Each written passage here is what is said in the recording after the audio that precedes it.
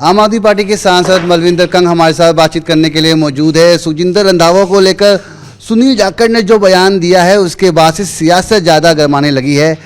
क्या कहेंगे मलविंदर जी, जिस तरीके से लॉ एंड ऑर्डर की सिचुएशन कई बार सवाल उठते आए हैं और अब जो धमकी सुजिंदर रंधावा का ये कहना कि मुझे धमकियाँ मिल रही हैं, मेरे बच्चे को धमकियाँ मिल रही हैं। देखिए, मैं कहूँगा भी डेफिनेटली बड़ा अनफॉर्चुनेट है।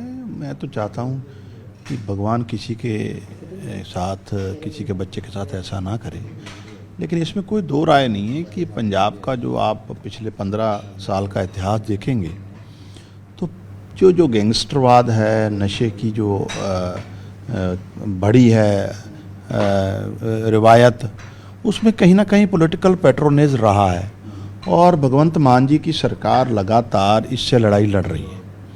और हम पंजाब के लोगों को बार बार इंश्योर किया है हमने कि डेफिनेटली इस पे पूरी तरीके से लगाम लगेगी और काफ़ी हद तक हमने सफलता भी पाई। आपने देखा होगा जो पुलिस ऑफिसर पैट्रोनेज करते रहे हैं उनको बिहाइंड द बार इवन उनको डिसमिस भी किया है। इवन जो गैंगस्टर हैं उसमें भी कई लोगों को हमने इनकाउंटर भी हुए हैं, लेकिन उसमें कई तरह की प्रॉब्लम्स सरकार को भी आ रही है कि जो इंटर स्टेट बाहर की जेलों में बैठे हैं बीजेपी रूल्ड स्टेट्स में, तो वो जो इन्वेस्टिगेशन में कई मसले आ रहे हैं। जो आउट ऑफ कंट्री बैठे हैं उसमें भारत सरकार की जो है रोल सबसे बड़ा है।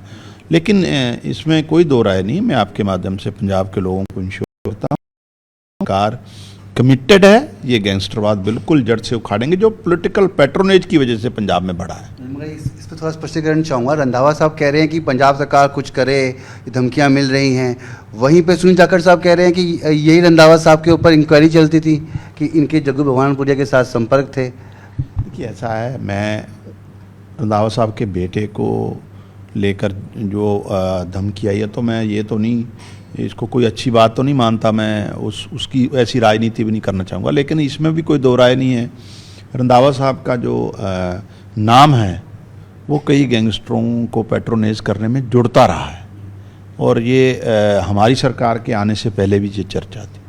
तो डेफिनेटली कहीं ना कहीं हमें अपने अंदर भी झांकना पड़ेगा राजनीतिक लोगों को कि किस तरह के लोगों को हम प्रोत्साहन देते हैं और आगे जाकर वो कहीं ना कहीं हमारे लिए, हमारी स्टेट के लिए, हमारे लोगों के लिए मुश्किलें खड़ा करते हैं। मजीठिया पे जांच चल रही है, तमाम ईडी की बात करें, तमाम उनके ठिकानों पे छापेमारी चल रही है। रंजीत गिल ज्वाइन करते हैं बीजेपी, अगले दिन सुबह खबर आती है उनके ठिकानों पे छापेमारी चल रही है। कहा जा रहा है कि बदलाखोरी की राजनीति है। देखिए, बदलाखोरी की राजनीति तो इसमें बिल्कुल भी नहीं है।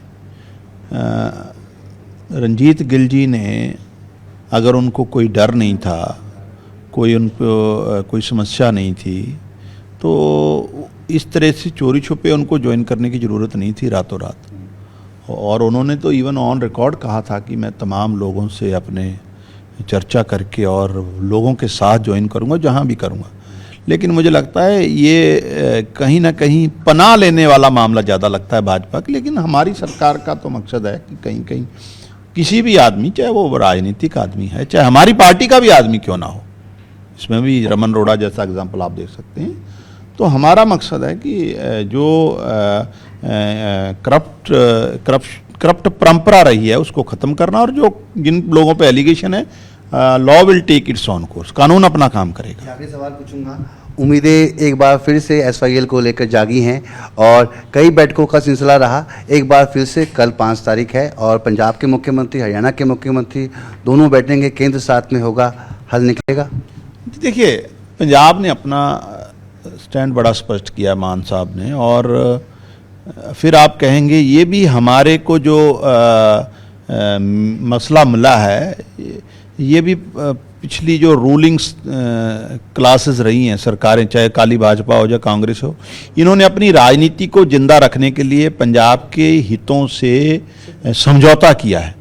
उसका कारण बना है कि आज एसवाईएल को लेकर लगातार हमको कभी सुप्रीम कोर्ट में, कभी भारत सरकार को जवाब देना पड़ रहा है। लेकिन पंजाब सरकार का स्टैंड बड़ा स्पष्ट है, ना तो आज पंजाब के पास पानी है देने के लिए, ना ज़मीन है, और ना एसवाईएल हम बनने देंगे।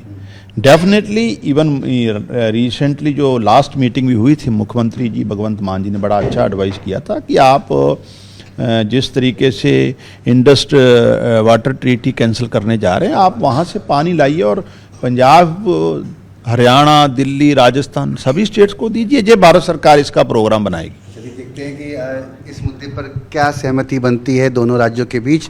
कल SYL को लेकर राजधानी दिल्ली में महत्वपूर्ण बैठक होने वाली है। नई दिल्ली से कैमरामैन प्रकाश गुप्ता के साथ मैं रवि मिश्रा, न्यूज़ 18।